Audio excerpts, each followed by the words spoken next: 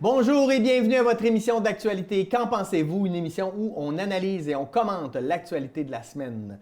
Comme à chaque semaine, j'ai un panéliste de renom et cette semaine, le roi de l'information dans la MRC Maria-Chapdelaine, Monsieur Jules Simard. Salut Jules. Salut, ça va très bien, ça va dans le roi. Ouais, non, mais C'est une quoi encyclopédie cette vivante. monarchie ce matin?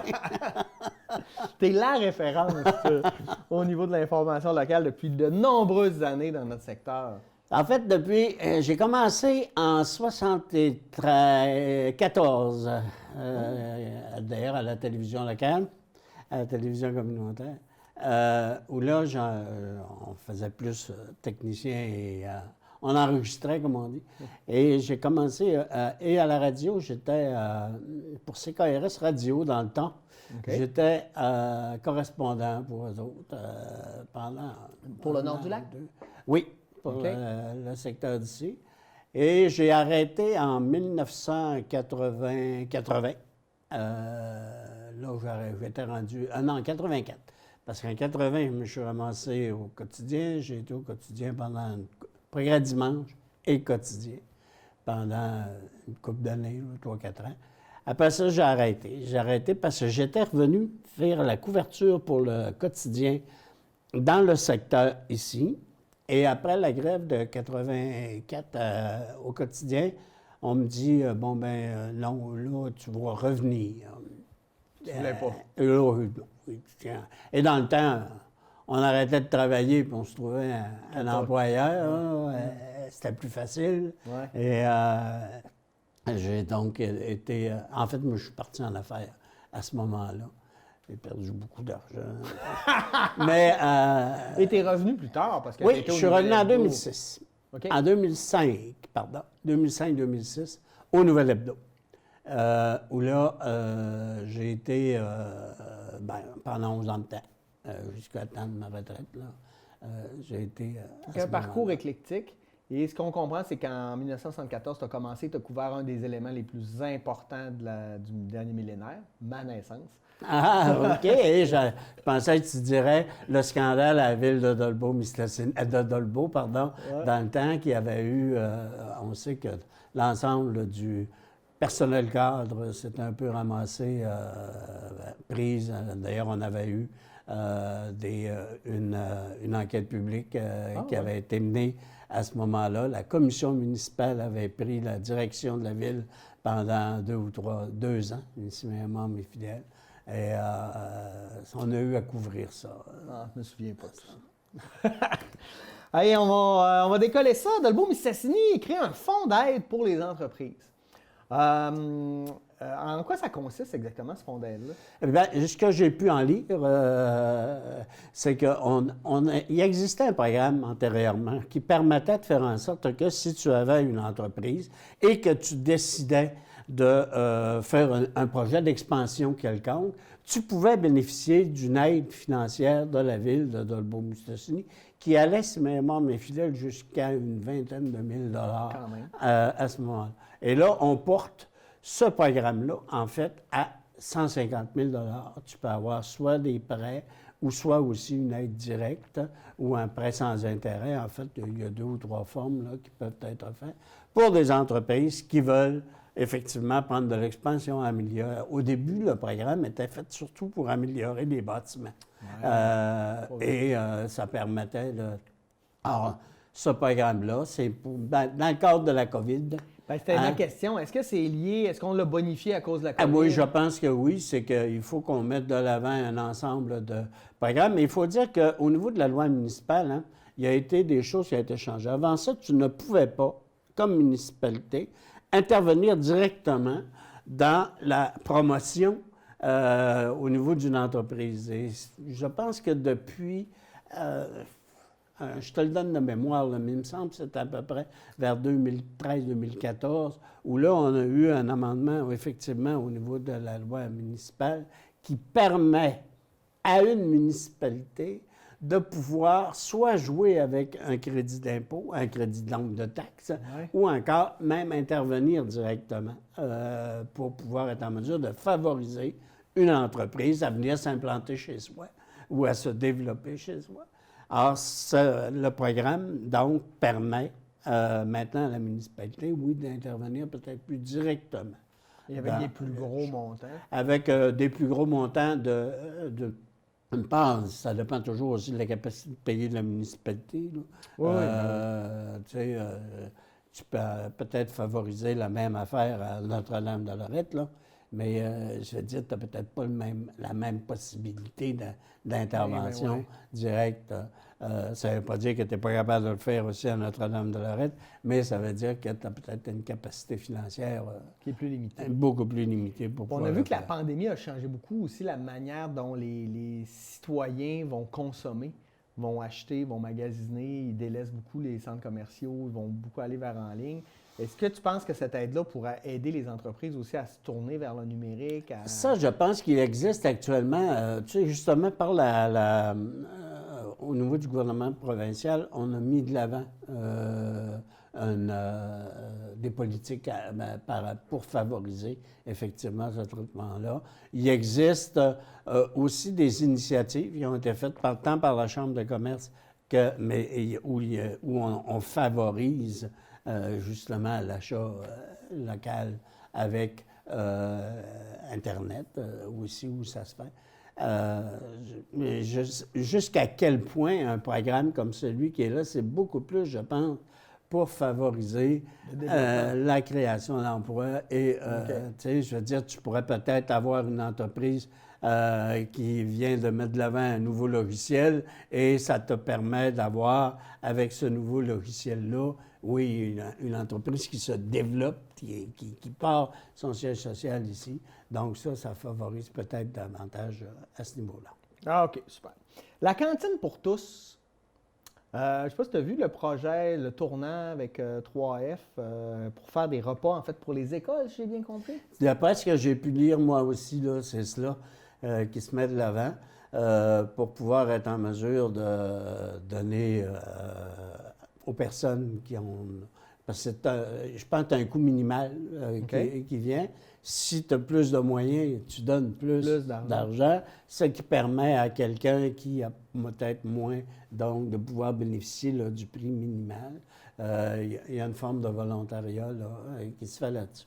Je te dirais que je connais très bien Lise Fortin, qui est la directrice générale de ça. D'ailleurs, j'ai déjà travaillé pour ces mots dans mon jeune temps. À l'époque? Dans mon jeune temps. Et en fait, l'idée qu'elle met de l'avant, c'est Lise Fortin, qui a toujours eu un penchant pour justement les classes un peu plus défavorisées et aussi d'amener et de permettre à des gens de pouvoir être en mesure de se trouver un emploi et de se développer un emploi. On sait que le tournant, c'est effectivement des personnes qui étaient à l'extérieur du marché du travail puis qui le réintègrent tranquillement à ce niveau-là. Alors, tu sais, une initiative comme elle vient de mettre de l'avant avec le marché Wahlberg, je pense qu'ils font, en fait, ce qu'ils ont, c'est les cuisines et du Resto 3F, en fait, qui sont utilisées pour faire ça. Moi, je trouve que c'est une initiative certainement intéressante. C'est un projet pilote dans le secteur. Pour la collectivité, c'est génial. Au niveau de la région, c'est le seul, là, actuellement. Fait qu'on peut voir de quelle façon ça va fonctionner et ça va s'orienter. C'est en collaboration aussi, je pense, avec la commission scolaire du pays pas la commission scolaire, ça n'existe plus, mais avec... le centre de service. Le centre de service de Maria-Chapdelaine. Le centre de service éducatif de Maria-Chapdelaine. C'est en collaboration, je pense aussi, qu'ils le font. Pour le prochain étudiant, on s'en va à Saint-Edmond-les-Plaines, je m'excuse, qui a enfin réussi à s'organiser pour son programme de traitement des eaux usées. Ça fait longtemps qu'il travaille là-dessus. Non, oui, quand j'étais justement dans mes dernières années au niveau du Nouvel-Abreu, j'avais effectivement rencontré le maire de Saint-Edmond pour faire une espèce de plan de voir où est-ce qu'on en était pour pouvoir mettre de l'avant cette chose-là. C'était, et c'est encore, et ça a été, un investissement plus que majeur au niveau de la municipalité. On le sait que... Ouais, ils n'ont pas beaucoup t'sais, d'argent déjà. Ben non, oui, puis non seulement ça, c'est que ce que tu avais à faire, c'est un traitement des eaux usées où tu as une municipalité qui est fondamentalement agricole. Ah oui, fait que les Ah! le Pour ruissellement, c'est ça, puis pour rendre les tuyaux, comme on dit, là, pour aller, tu fais du chemin un peu, hein? Tu n'as pas 4 maisons sur un bout là, pour pouvoir le faire. Alors, ça représentait, il a fallu qu'il y ait, le maire y est allé, et je pense je dis le maire, mais en fait, c'est le conseil de ville. Le conseil de ville y est allé un peu par étapes. Dans un premier temps, on a parlé à l'ensemble de tous les propriétaires qui sont aussi propriétaires de fermes. Écoutez, il faut qu'on le fasse. On ne peut pas ne pas le faire. Alors, dans un premier temps, qu'est-ce qu'on peut faire à moindre coût, mais qui peut favoriser justement dans l'arrivée à une meilleure épurage. Et par la suite, il y a eu des investissements qui ont été faits en termes au niveau des équipements. OK? On a commencé pas globalement, mais étape par étape, pour pouvoir être en mesure de pouvoir aujourd'hui dire oui, bon, on a réalisé. Pour la municipalité, ça a été fort probablement au cours des dernières années le projet majeur. Ouais, le combat majeur, oui, pour pouvoir être en mesure, parce que Saint-Edmond faisait partie d'une des dernières municipalités dans le secteur à se doter d'un programme ou d'un système là, qui permet d'avoir un meilleur assainissement des eaux. Et ça a été... c'est maintenant fait. Et voilà. C'est maintenant fait. C'est pour une municipalité de cette taille-là, c'est un peu le problème des municipalités rurales. Tu sais, la municipalité rurale, on dit « Ah, il n'y a pas de monde là-dedans. » Ouais, mais tu n'as pas de monde, mais regarde le territoire que tu as à couvrir. Tu sais, quand tu te ramasses, là, je parlais à un moment donné, j'ai déjà eu l'occasion de travailler au niveau de la municipalité à Normandin. Et à Normandin, quand on faisait l'entretien des routes, tu dis, pas pire, hein? L'entretien des routes, je prenais cette semaine à Saint-Félicien par le conseil de ville. Sais-tu comment ça va coûter pour 3 ans pour faire le déneigement dans le secteur Saint-Méthode? 890 000 Parce que c'est étendu. Ah, il est là, pour 890 000 à Dolbeau-Mistassini, là, hein? Tu fais plus qu'un hiver. Ah non, mais c'est un des problèmes. Moi, je sais, entre autres, au niveau une comparaison que je fais souvent dans mes cours, c'est au niveau du transport en commun. Mettons, entre Saguenay et Sherbrooke, c'est sensiblement la même population, mais Saguenay est 4 fois plus étendu que Sherbrooke. Exactement. Donc, le transport en commun ne pourra jamais être rentable. Non, parce que trop étendu, trop exactement. Tu sais, c'est la même affaire. Fait que quand on dit à une municipalité rurale, ben écoute, il faut que tu te fasses un beau gros programme d'assainissement des eaux, là, tu n'as plus le droit d'envoyer ça demain. Hein? Ouais, on va le faire. Mais tu vas nous donner du temps, puis 2, tu vas nous donner de l'argent pour le faire. Parce que c'est pas vrai qu'on peut demander à un contribuable, dire, écoute, ça te coûterait 500 000 là, pour aménager juste pour chez vous, là. Et là, c'est pas ça, moi, là. Je ne paierais pas ça, là, moi. Alors, tu sais, c'est ça qu'il faut être capable de gérer au niveau des municipalités rurales. On va s'en aller faire un tour du côté de Saint-Félicien. On en a parlé il y a quelques semaines, il y a eu une cyberattaque là-bas, c'était très complexe. Maintenant, les enseignants ont recommencé à enseigner. Beaucoup de choses qui ont été à faire. Et on apprend que ça a eu un coût de près d'1 million de dollars pour l'établissement, tout refaire le système informatique, etc. Donc, ça a des incidences directes, là, parce que même si tu as peut-être l'argent pour le payer, c'est de l'argent que tu ne mets pas dans la pédagogie, dans les locaux, dans le socio-culturel, etc. Là. Et c'est vraiment... Toi, tu travailles beaucoup avec ça. Moi, je suis un peu... Tu parles de l'informatique? Dinosaure, oui, un peu dinosaure à ce niveau-là. C'est fou parce que nos établissements veulent qu'on aille de plus en plus vers ça. Maintenant, on a notre OneDrive, toutes nos affaires sont sur Internet, nos listes de classe, nos logiciels pour communiquer, etc. Puis c'est le constat que ma conjointe a fait qui enseigne au service affilié. C'est qu'à un moment donné, tu n'as plus accès à la communication, à tes cours. Ça devient complexe. Hein? Exact. Et est-ce qu'on peut devenir à l'abri? Je pense pas parce que ça a tellement d'avantages au niveau de la rapidité de communication, de la facilité d'échange. Puis c'est des outils de travail qui fonctionnent rapidement, facilement. Et là, on est là-dedans et personne n'est à l'abri parce que je veux dire, on ne peut pas garder des copies papier de tout. On peut pas. Tu sais, tu penses-tu les courriels, les messages, le nombre de lettres qu'il faudrait que tu écrives, comment ça te coûterait cher en timbre? Et ça va. Mais ce que je veux dire, c'est par rapport aux hackers qui font ça. Il va toujours y avoir les hackers. Il va toujours y avoir une possibilité de. Donc, le système qui nous permettrait d'avoir une sécurité sur ce que nous avons, il n'existe pas. Faudrait voir si tu sais, comme par exemple, je sais pas moi, le gouvernement du Canada ou le Pentagone, c'est quoi leur système de sécurité, mais est-ce qu'on peut tous se mettre à ce niveau-là? C'est impossible, ça a des coûts faramineux. Puis bon, moi, mon truc, c'est que je fais les copies de tout. Tu sais, j'ai des disques durs externes, puis à chaque mois, je fais des copies de copies de copies. Fait que je le sais que je perdrai jamais rien. Mais il reste que ça va rester problématique quand même si ça va arriver, tu sais, parce que... Qu'est-ce qu'il y en a des données?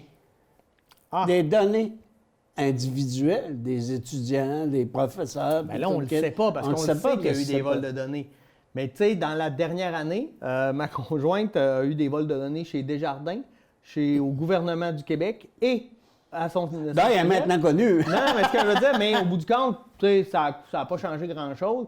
On n'est pas non plus des gens à qui les données sont nécessairement fondamentales, là, dans le sens où moi, je veux dire, même si tu voles mes données, tu ne seras jamais capable d'emprunter 1 million. Je peux te le garantir. Fait que je sais pas, moi, j'ai pas peur de ça, mais je comprends qu'il y a des gens que ça angoisse. Là. Je veux dire, on fait ce qu'on peut, puis maintenant, il y a des mesures. Moi, je me suis déjà fait pirater, entre autres, ma carte de crédit. Mais on m'a tout remboursé, il n'y a pas eu de problème, ça a pris une semaine. Puis, j'ai trouvé le service extraordinaire, en fait, mais bon, c'est plate, c'est sûr. Ça nous apporte du trouble. Là, c'est à nous à régler un problème qu'on n'a pas créé. C'est plate, mais pour une institution comme le Cégep, 1 million de dollars, c'est un petit Cégep quand même. J'espère que ça n'aura pas des impacts là, à moyen terme. Quand on parle d'1 million de dollars, je n'ai pas eu, naturellement, on n'a pas accès aux données directes, là, mais quand on parle d'1 million de dollars, ça, c'est pour régler le problème. Tous les impacts qui restent sont encore là, il en reste encore à régler. C'est rarement quelqu'un qui va être dans le coin qui va venir pirater. Ça vient de l'extérieur.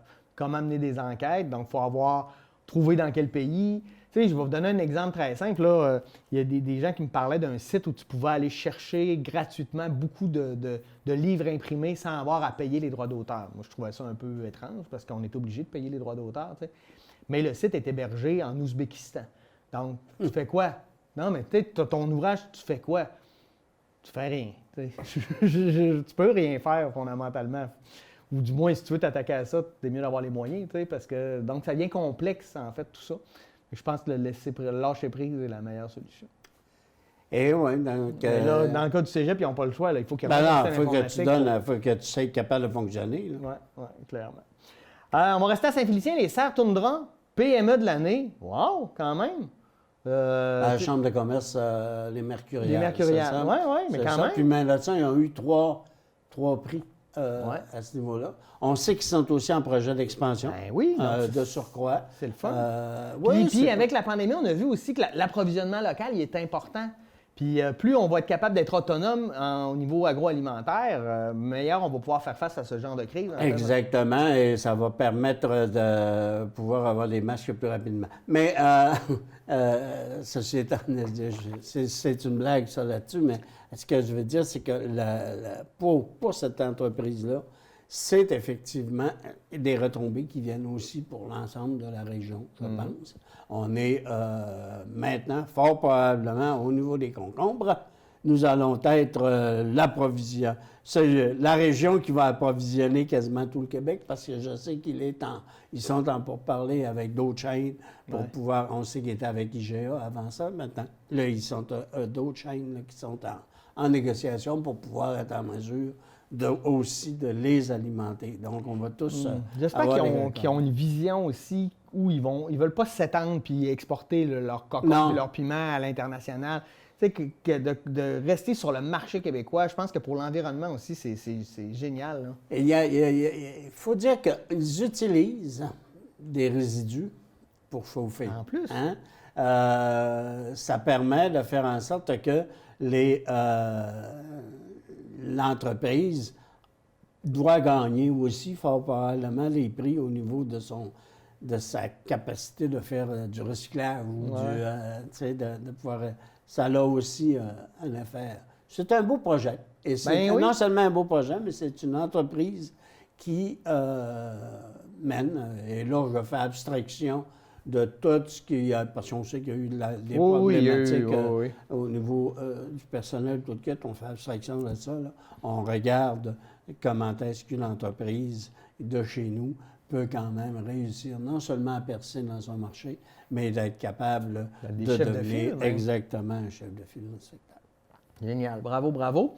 Parlant de chef de file ou d'invention qui va nous amener ailleurs, on a maintenant des nouveaux burgers vegan à base de gourgane. Mais quelle bonne idée! Oui, parce qu'à part de la soupe aux gourganes, je crois que les gourganes, ça sert à faire. On sait que c'est une fève qui comprend, qui a beaucoup de valeurs nutritives. Et oui, il fallait probablement y penser. Ça prend une éclair de quelqu'un qui... Eureka! Eureka est trouvé. Et ça permet de faire en sorte que, encore une fois, dans la région, on peut mettre de l'avant certains types de produits comme ça qui poussent très bien chez nous. Ben oui. On se souviendra parce que je me souviens, tu sais, ça m'a fait penser quand j'ai vu la nouvelle, ça m'a fait penser au Festival de la Gourgane à Albanel dans ses premières années. Oh, je n'étais pas né. Exact. Et il me semble que c'est 76. Tu étais peut-être né, mais tu ne mangeais pas encore des gourganes. Ça fait en sorte que c'est ça que ça m'a fait penser. Et je me souviendrai du maire du temps, M. Plourde, qui disait il faut que la gourgane, ça devienne un légume que nous allons faire mettre de l'avant, faire la promotion pour le festival devenait pour ça.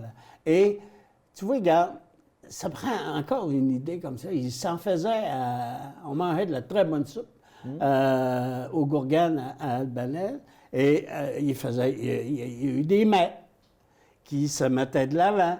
Mais il n'y a rien qui a marché autant que la soupe au gourgane. Non, bien c'est sûr, parce que, bon, on la connaissait bien, mais tu avais des tourtières avec des fèves de même. Tu sais, il y avait divers produits où on mettait de l'avant. Et bon, je te dis pas que c'est là qu'on a pris l'idée de faire, je pense plus que chez McDonald's qu'on a pris l'idée, là, mais ça prend une idée comme ça, hein. Et puis le marché aussi, parce que là, le marché vegan, il est de plus en plus fort. Fait que c'est intéressant de pouvoir se placer dans ce milieu-là, puis peut-être devenir des spécialistes. On va voir qu'est-ce que ça va amener. Peut-être que ça peut faire comme, tu sais, au début, le Festival de Gourgane, oui, on voulait faire ça, on mettait beaucoup d'enfants. À un moment donné, c'est devenu plus festif. On a peut-être mis un peu plus de côté la question de la promotion de la gourgane. Mais peut-être que, oui, là, on veut faire ça, on veut faire un produit vegan intéressant à base de gourgane. Est-ce que les gens vont tous embarquer? Fort probablement que dans cette consommation de vegan, on peut peut-être se dire, ça va avec les modes aussi, il faut développer ton marché. Moi, je pense entre autres au défunt du bleuet, là, qu'on buvait quand j'étais plus jeune. Maintenant, c'est mort, mais je pense qu'aujourd'hui, si c'était né aujourd'hui, peut-être que le marché serait plus facile à développer autour de ça, parce qu'on en voit beaucoup maintenant des boissons à base de fruits. De fruits, oui. Ce qu'on ne voyait pas dans le temps. Exact, de beaucoup plus là, à ce niveau-là. Mais tu regardes, il a fallu qu'on mette... on fait du vinaigre de plus en plus. Là. Je veux parler de la guerre d'arrondissement à Saguenay. Moi, ça me fait toujours rire, ça, parce que là, il y a un projet à Chicoutimi, Jonquière dit « Bon, ben là, pourquoi tu fais à Chicoutimi, c'est pas à Jonquière? » Puis, tu sais, on a un peu eu ce débat-là ici à Dolbeau et Mistassini, mais j'ai l'impression qu'avec le temps, les gens associent maintenant Dolbeau-Mistassini comme une ville. C'est que moi, ma réflexion, c'est de dire que ce soit dans l'arrondissement Chicoutimi ou Jonquière, ça reste dans la ville de Saguenay, c'est une ville. Je comprends pas ce tiraillement-là. Comment t'expliquerais ça, toi? Essentiellement par qu'est-ce qui a fait en sorte que ça a été difficile de faire ces fusions-là, c'est par le sentiment d'identité que tu t'attaches à un secteur. Tu ne peux pas demander à quelqu'un qui a toujours été, qui a vécu à Jonquière, qui a toujours été à Jonquière. Mais de ça, avant d'être à Jonquière, il était peut-être à Kenogami, il était peut-être à Arvida, il était... Et je prenais... tu sais, on parle de la possibilité que Rio Tinto se débarrasse encore une fois du fameux manoir du Saguenay. Ah, puis je prenais le reportage de quelqu'un qui demeure là à Arvida. Il dit, hey, il dit, j'ai toujours vécu à Arvida. Ouais. J'ai toujours vécu, j'ai toujours eu ça. Ça fait partie de mon quotidien, de mon environnement, je dirais. Tu sais, je voudrais pas qu'on s'en débarrasse de même ou qu'on le débâtisse ou quoi que ce soit. C'est le même phénomène au niveau des arénas. Je te dirais que même à Dolbeau-Mistassini, tu as encore des velléités de dire, moi, je demeure à Dolbeau, je demeure à Mistassini. Je m'identifie encore à ce qu'on avait comme personnalité collective dans ces municipalités-là. Et quand on parle, oui, on va, c'est la question de l'argent, là. Écoute, là, les premières années à Dolbeau-Mistassini, là, OK, qu'est-ce qui se disait?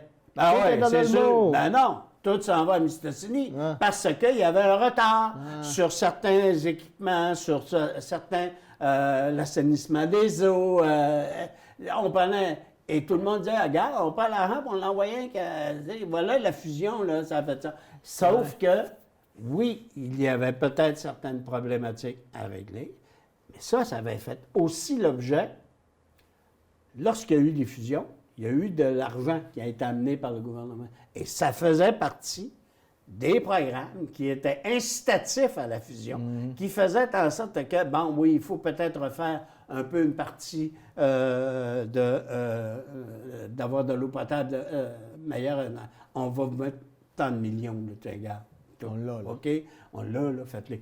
Là, quand le conseil de ville prenait la décision de faire un budget, bien, il dit, regarde, on prend cet argent-là, là, regarde, là, tu prends tout ton argent, puis ça, là, tu ne pourras pas attendre avant la deuxième génération, avant qu'on se dise, je ne suis pas de Dolbeau, je ne suis pas de Mistassini, je ne suis pas d'Arvida, parce qu'Arvida, Jonquière et Kenogami, aujourd'hui, les gens s'identifient encore à Jonquière, plus qu'à Saguenay. Mais moi, il y a une problématique que j'ai là-dedans. C'est que quand ça arrive, et ça arrive régulièrement à Saguenay, c'est toujours Jonquière qui chiale parce que c'est à Chicoutimi.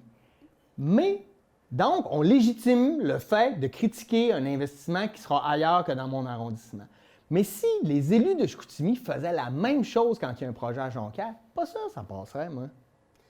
Il n'y en a peut-être pas. Il y en a eu, puis il y avait matière à pouvoir mettre son grain de sel aussi, mais je trouve qu'il y a quelque chose là-dedans que je ne suis pas capable d'expliquer, là, mais qui est clair là, pour moi là, quand je suis l'actualité. Ou ça ne s'exprime pas de la même façon. Peut-être. C'est peut-être plus ça. Oui, là, on va prendre... tu sais, je regardais, il y a 3 conseillers là, qui ont dit... au lieu de prendre l'argent, je ne me souviens pas quel projet. C'est pas pour le pont Saint-Anne? Le pont Saint-Anne. Non, on pourrait peut-être mettre ça en Jonquière. Ah oui, on peut tout mettre ça tout le temps ailleurs. On pourrait le mettre ailleurs. C'est sûr, à un moment donné, tu es élu pour faire des choix aussi, pour prendre des décisions.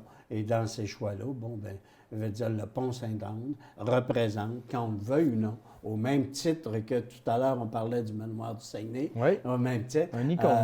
Oui, ça fait partie du paysage et tu ne peux pas, du revers de la main, dire, écoute, on le met à terre, tu enlèves un pan de ton histoire, et ça, c'est pas bien correct. Le Saguenay puis les pans de l'histoire, ils en ont démoli pas mal. Bon, critique personnelle. Oui.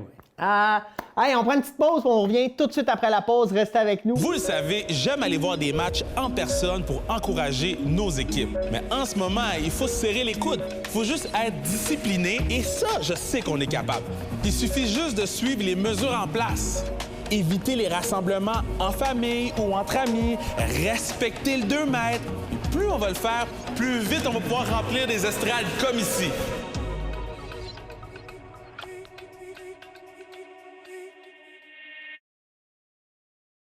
Pour réaliser des grandes choses, ça prend beaucoup de monde, que ce soit en cinéma ou dans la vraie vie. En ce moment, pour aller de l'avant, on doit tous suivre les mesures en place. Donc, éviter les rassemblements en famille et entre amis et se tenir à 2 mètres. Je sais, c'est pas toujours facile, surtout avec les enfants, mais on peut y arriver. C'est vraiment en se protégeant le plus possible qu'on va tous passer plus vite au prochain épisode.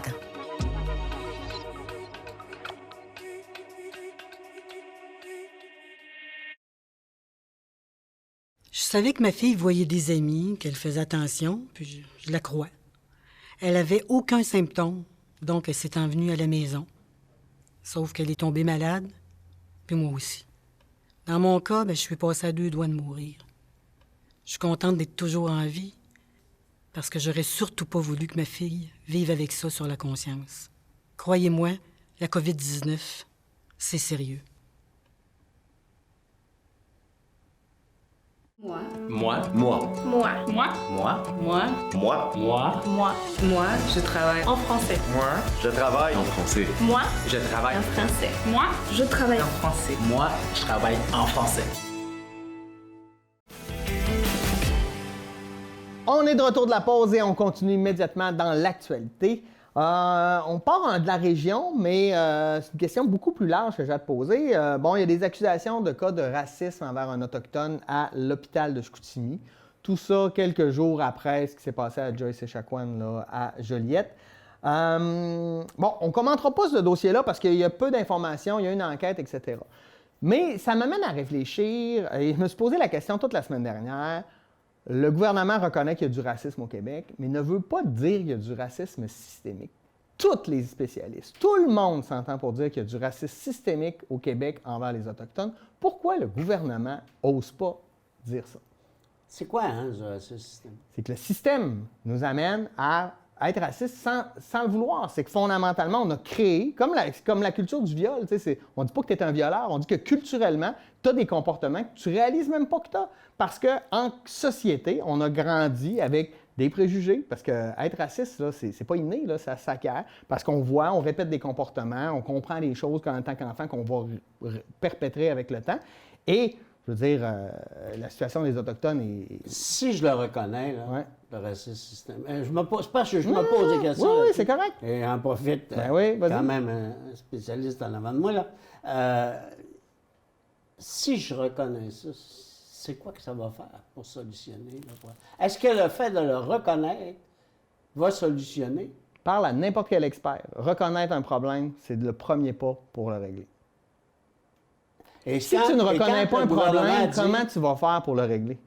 Quand le gouvernement dit, écoute, regarde, il y a des actes racistes qui se font Ouais. au Québec, quels sont les moyens, quelles sont les actions, je veux qu'on agisse pour pouvoir être en mesure. Pourquoi est-ce que j'ai de besoin qu'on me dise que ça, c'est du racisme systémique? Parce qu'au moment où on va le reconnaître, on va faire des mesures pour changer le systémique, à place de faire des mesures pointues pour les services de santé, pour la police, pour les affaires. On va commencer à parler d'éducation, à changer l'histoire qu'on s'est fait raconter par les religieux pendant tout le 20e siècle, qui est en partie fausse. On va reconnaître qu'il y a des cultures. Tu trouves pas ça normal, toi, qu'on dise toujours les Autochtones? Non, c'est les Inuits, c'est les Abénakis, c'est les Inuits.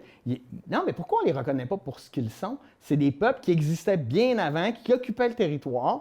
Bon, moi je trouve ça vraiment dégradant, en fait, comment on peut les traiter et comment le système continue à faire perdurer ça. Il ne faut pas oublier que toutes les nations autochtones au Canada, si on faisait un pays avec, ce serait un des 30 pays les plus pauvres au monde. OK? Et pourtant, ils sont dans un des plus riches. Et tous les indicateurs socio-économiques, présence en prison, les problèmes sociaux, etc., qui sont beaucoup plus grands dans ce secteur-là, comme on peut voir chez les Afro-Américains aux États-Unis. Pourtant, on le reconnaît clairement qu'il y a un racisme systémique aux États-Unis. Je veux dire, il est là.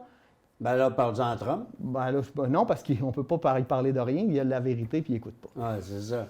Mais c'est parce que moi, là, je trouve... Ce que je vois, c'est que le fait de se dire, il faut reconnaître qu'il y a du racisme systémique avant d'agir ou de pouvoir être capable d'agir efficacement. Moi, ce que je trouve, c'est que c'est encore une fois que tu as dit ça, oui, il existe un racisme systémique. Ouais. Mais là, d'une façon ou d'une autre, il va falloir que je décide par où je commence pour éduquer ma population à ne pas l'avoir. La différence, c'est quand tu considères que c'est un problème de racisme à un endroit, tu vas régler un problème à un endroit. Quand tu considères que c'est un racisme systémique, tu vas régler un problème de système. Donc, tu vas changer la manière dont on va enseigner l'histoire, en fait, nos relations avec les Autochtones. Il y a beaucoup fort de choses probablement que c'est une des actions qui va se faire. Si je reconnais qu'il y a du racisme à l'endroit des Autochtones au Québec, le fait de reconnaître ça, de dire que ça, ça existe, ça, c'est pas un quinquin individuel, c'est oui, fort probablement. Je reconnais qu'il va falloir que j'agisse. Fort probablement, ma première action. On a eu la commission vient il y a 1 an, il ne s'est rien fait. On ne fait rien. On fait des recommandations. En fait, ça dépend comment on l'interprète. Ce que le gouvernement a dit, c'est qu'il y a 50 recommandations qui sont en marche. Ils se sont excusés. Et ce que ça nous prenait, c'est pour pouvoir être en mesure d'agir concrètement, d'avoir des actions concrètes. Ce que nous demandons, c'est ce que Legault dit, là, ce que nous demandons, c'est aux chefs de venir, aux chefs de toutes ces nations-là, de venir qu'on s'entende sur, voilà, la priorité numéro 1, c'est là qu'on marche. Il va falloir que ça est systémique ou pas. Il va falloir qu'on décide c'est quoi la première action qu'on met de l'avant. Bien oui, clairement, mais la première action, si ton problème, tu le considères comme une situation raciste dans un endroit, elle va cibler une situation raciste dans un endroit qu'on va essayer peut-être de copier à d'autres endroits où on considère que le problème est pareil. Mais au moment où on considère que c'est systémique, on va changer la manière de fonctionner à la base, donc du système. T'as-tu peur, on n'a pas peur d'arriver au mur à mur avec ça, là? On n'a pas peur d'arriver au mur à mur? Au mur à mur, tu as dit, voilà la solution, là, regarde, mur à mur, peu importe la région, peu importe le secteur, peu importe le peuple. Voilà, c'est quoi, là, qu'il faut faire. Fait que là, par contre, ça, là, ça me fait penser... Je pense que l'éducation... moi, je pense que c'est la priorité numéro 1. Il va falloir que, oui, il y ait, au niveau de l'éducation, au niveau et ça ne commencera pas avec les jeunes, parce qu'on va se ramasser dans 2 générations avant d'être capable de pouvoir le régler, le problème. Ouais. Il faut que ça commence tout de suite. Fort probablement que nous avons, oui, une responsabilité au niveau des médias de pouvoir être en mesure de pouvoir commencer par cette éducation-là. Le gouvernement va se devoir d'investir dans des actions, oui, de communication qui font en sorte qu'ils vont t'amener à le changer. Mais ça, là, c'est une action qu'il faut que tu détermines. Il ne pourra pas, et il va falloir que, oui, qu'on le veuille ou non, les actes racistes identifiés au niveau de la santé, il faut qu'ils soient abolis. Il faut qu'on les enlève. Et ça, c'est une autre action qu'il va falloir faire. Je n'ai pas besoin de savoir si je suis dans un racisme systémique. Non, OK, mais je te retourne la question. Qu'est-ce que ça change d'abord qu'ils l'affirment puis qu'ils le disent? Qu'est-ce que ça change pour le gouvernement si, de toute façon, ils vont poser des actions? Qu'est-ce que ça change pour eux de le dire? Rien. C'est de dire que le chef de l'État, OK, dise, écoute, mes gens, là, ce sont des racistes. Non, c'est pas ça. C'est ce que tu dis. Non, mais non, c'est pas ça que je dis. C'est systémique. Ben non, mais c'est que le système nous amène à avoir des comportements racistes sans qu'on soit nécessairement raciste. Moi, je pense pas que je suis un gars raciste dans la vie, mais clairement, des fois, j'ai des comportements parce que j'ai été éduqué dans la manière. Mes agents de socialisation, qui sont le Québec, m'ont amené à avoir des comportements. Tu comprends? Mais c'est pas toujours réfléchi, ça. Donc, ce que tu me dis, c'est que si je le reconnais, je vais trouver la solution pour. Si le monde va commencer à se poser des questions au moment où on va affirmer sur leur comportement, sur leurs agissements. On va pouvoir peut-être poser, on va s'intéresser aux nations autochtones pour une fois. Je veux dire, quand là, on a je nommerai pas de nom, là, mais mettons qu'on a là, une petite fille qui se fait enlever au Québec. Tout le monde va savoir son nom, tout le monde va savoir ce qui se passe. On a eu plus de 2000 femmes autochtones assassinées ou disparues. Es-tu capable de m'en nommer une? Aucune. On n'a pas la même considération. Jusqu'en 86, les femmes autochtones n'avaient pas le droit de vote. C'était des non-personnes. Ouais. On peut-tu reconnaître qu'on a créé un régime avec les pensionnats, avec la religion catholique, avec tout ce qui s'est passé, qui a amené aujourd'hui à ce qu'on ait des comportements racistes sans nécessairement être raciste?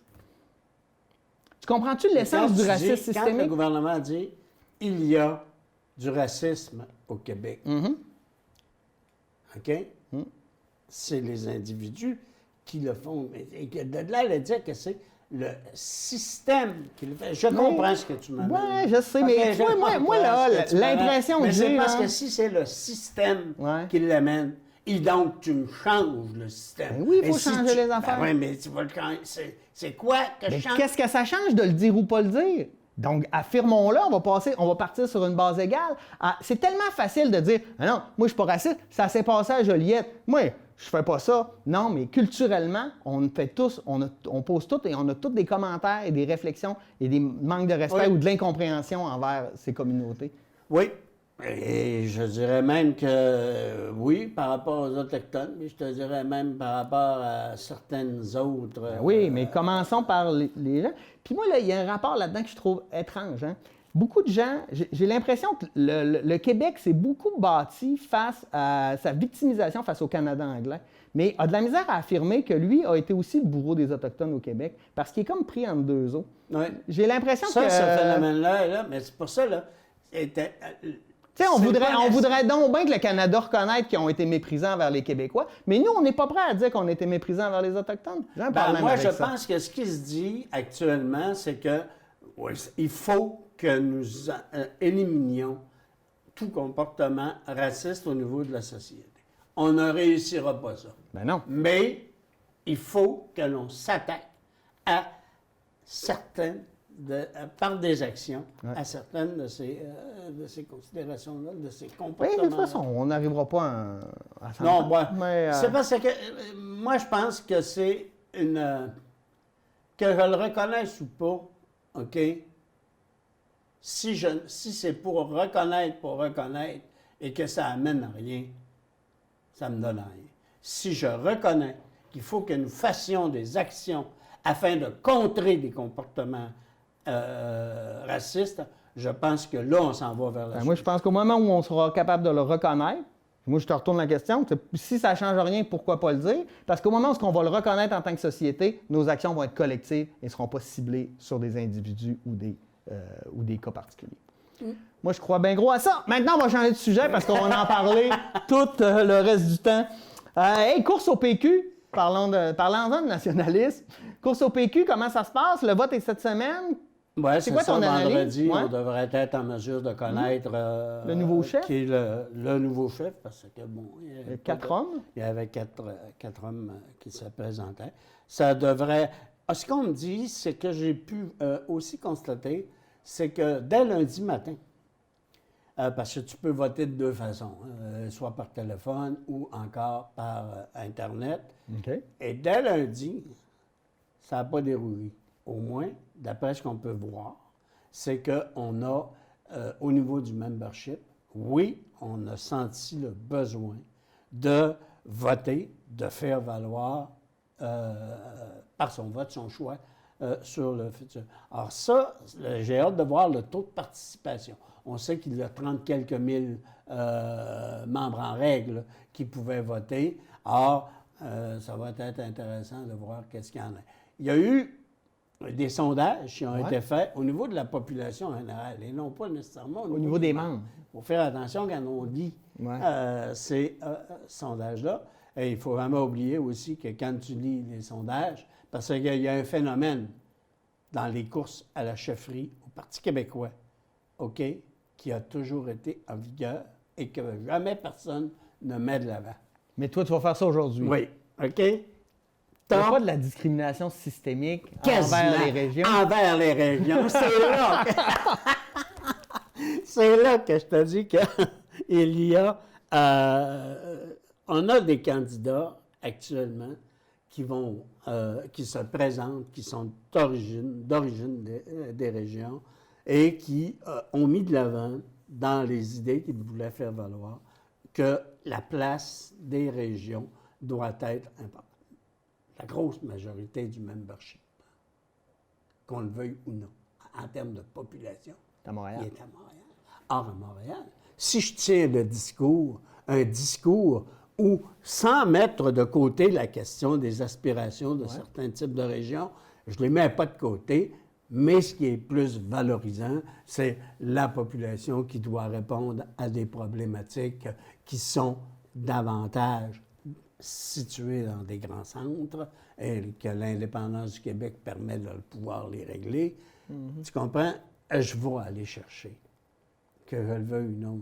Alors, ça va être intéressant de voir comment est-ce entre autres, qu'un gars comme Sylvain Gaudreault, qui est des régions, qui a voulu faire valoir le principe des régions et qui a aussi, et qui est actuellement reconnu comme étant un des politiciens au niveau d'un dossier qui fait l'unanimité au Québec, soit l'environnement, il est reconnu comme étant non seulement un porte-parole, mais un individu qui veut mettre de l'avant des actions pour favoriser au niveau de...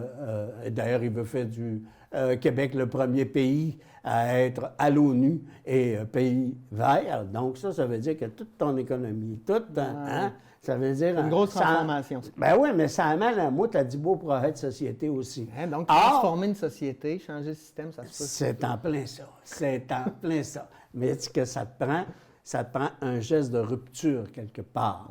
Et ça, la rupture quelque part, ce n'est pas juste en déclarant « je suis un Québec indépendant » ou « il y a du racisme systémique ». OK? C'est de se dire, voilà, nous allons procéder, faire l'indépendance du Québec lorsque nous serons élus. Alors, c'est qu'est-ce que le chef va amener comme idée?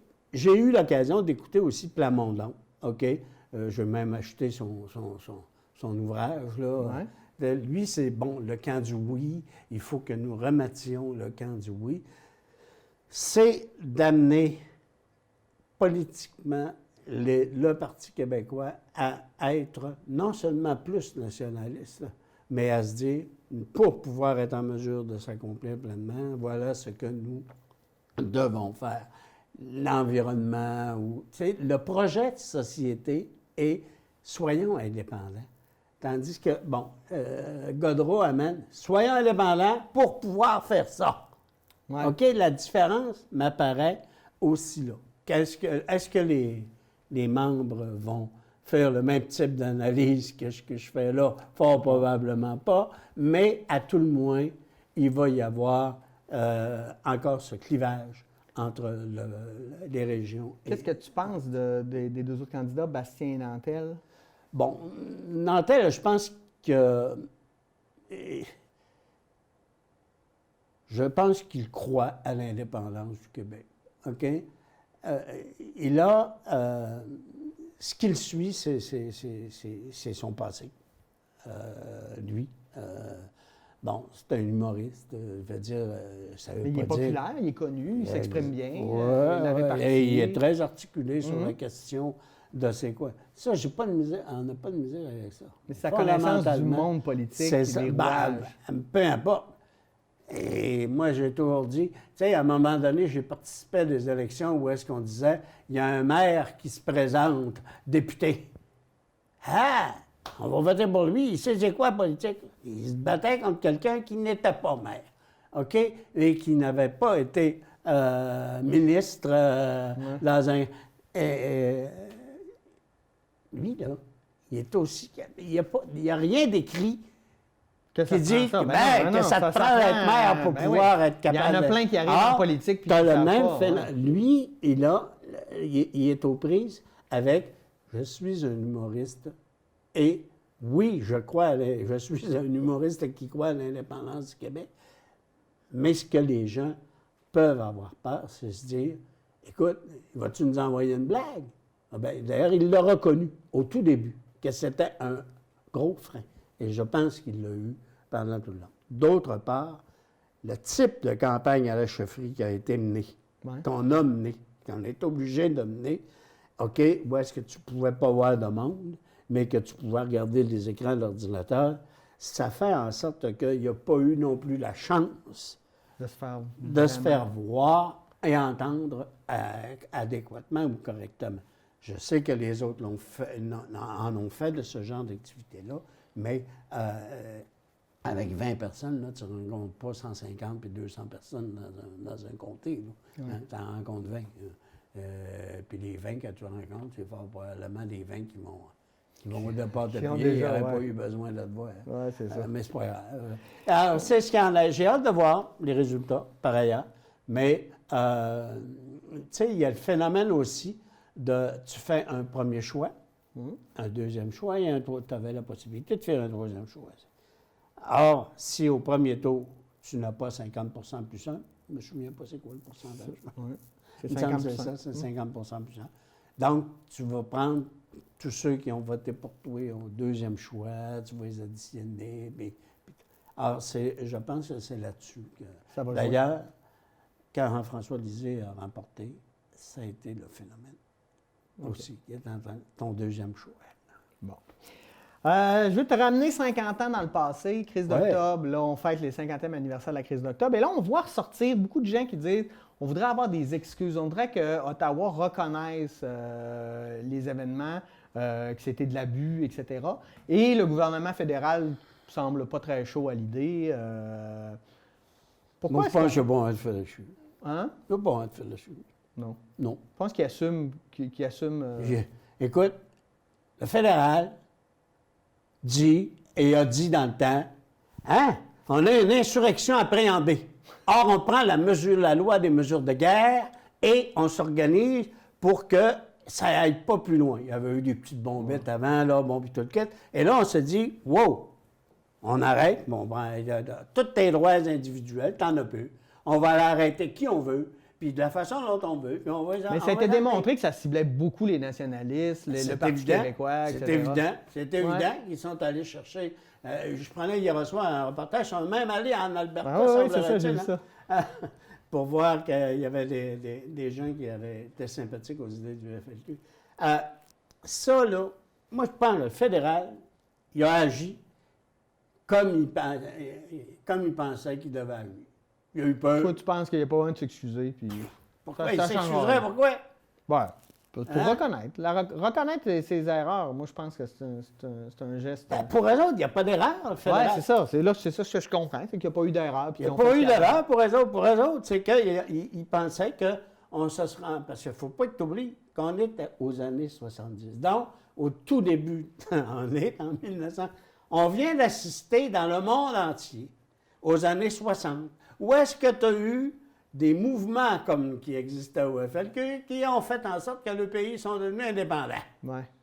Là, lui, ils sont dans cette logique-là, les gars à Ottawa. Les gars, il y avait une couple de filles. C'est vrai que c'est à l'époque de la décolonisation. Oui, mais après la décolonisation, ils se disent tout, wow, on arrête, là. Ils ont agi comme ça. Oui, ils ont fait il y a eu des pères puis des mères de famille qui ont été arrêtés. En pleine nuit. Oui, puis qui... sans mandat, qui ont été accusés de devant les enfants, puis tu t'en viens. Oui, il y a eu des gestes, fort probablement, où si tu avais eu un comportement un peu plus humain, tu n'aurais peut-être pas travaillé de cette façon-là. Mais je me suis chapeauté avec la loi des mesures de guerre et il y avait une appréhension appréhendée. Est-ce que c'est quoi les informations qu'ils avaient sur l'appréhension? Aujourd'hui, il y a eu le fils de Paul Rose, qui vient, Félix, qui vient d'écrire, pas d'écrire, mais de faire un film. Et j'ai hâte de le voir, ça. En fait, je pense qu'il faut faire la différence aussi parce que entre le message ou l'idéologie pour les travailleurs, etc., puis les actes de violence qui sont complètement inacceptables. Écoute, c'était la façon de le faire. Au même titre qu'actuellement, je sais qu'on n'aura peut-être pas le temps d'aller là, mais garde Trump. C'est mon dernier sujet, avec je m'en allais là. On arrête de parler de ça, puis on s'en va. Juste pour dire que la loi des mesures de guerre, ou enfin, la crise d'octobre, c'est un élément, je pense, important dans l'histoire du Québec. Non pas juste pour la question du mouvement indépendantiste. Ça a eu un tournant parce que quand on est dans les années 60, là, le RIN, le PQ, bon, et tout, c'est pourquoi est-ce que c'est qu'ils sont venus au monde aussi? Tu sais, il faut regarder ça. Le contexte et le mondial, FLQ, oui, était une action ultra, pour pouvoir être en mesure d'en arriver à la même affaire. Mais c'est fondamental dans l'histoire. Je t'arrête. Donald Trump, les élections américaines, il nous reste quelques minutes. Je sais que tu voulais en parler parce que tu adores les élections américaines et tu adores Donald. Ouais. Eh bien, on fait tout ça. Bon, premièrement, il n'a jamais eu la COVID-18, là, puis la 19 non plus, il l'a jamais eu. OK? Tu le vois, là? Hein? 2 jours après, là, il se promène, là, puis tout le kit, puis il a de l'air fatigué. Parce que il est un peu responsable face à... Non, il ne l'a pas eu. OK, bon, ça, c'est réglé. C'est un menteur de la pire espèce qui a toujours menti dès qu'il est né et puis qui va mentir encore. Ceci étant dit, je sais que je fais de la libelle diffamatoire, je m'en excuse immédiatement. Mais... Ceci étant dit, d'ailleurs, je ne suis pas le seul qui l'a traité de menteur. Biden l'a aussi traité de menteur lors de la... du non-débat. Du non-débat, effectivement. Ce que je voulais dire, c'est qu'on est l'exemple concret. Moi, j'ai toujours dit, j'adore la politique. Pourquoi? Parce que ce sont des idées qui s'affrontent. Ouais, là, et là, on est dans un système politique outrancier. Non, le système, et là, on parlait de systémique tout à l'heure, le système américain fait en sorte que, pour pouvoir élire un président, tu élis une personne, et non plus des idées, et non plus des programmes. Et il en est l'illustration numéro 1. On est actuellement, il y a eu un fameux film qui s'est appelé « Le déclin de l'Empire américain ». On est dans le déclin de l'Empire américain. Il se fout des institutions. Moi, c'est ça que je trouve le plus triste, c'est que normalement, le système américain n'est pas parfait, mais il y avait le check and balance qui aidait, mais lui, il se fout complètement des institutions en ce moment.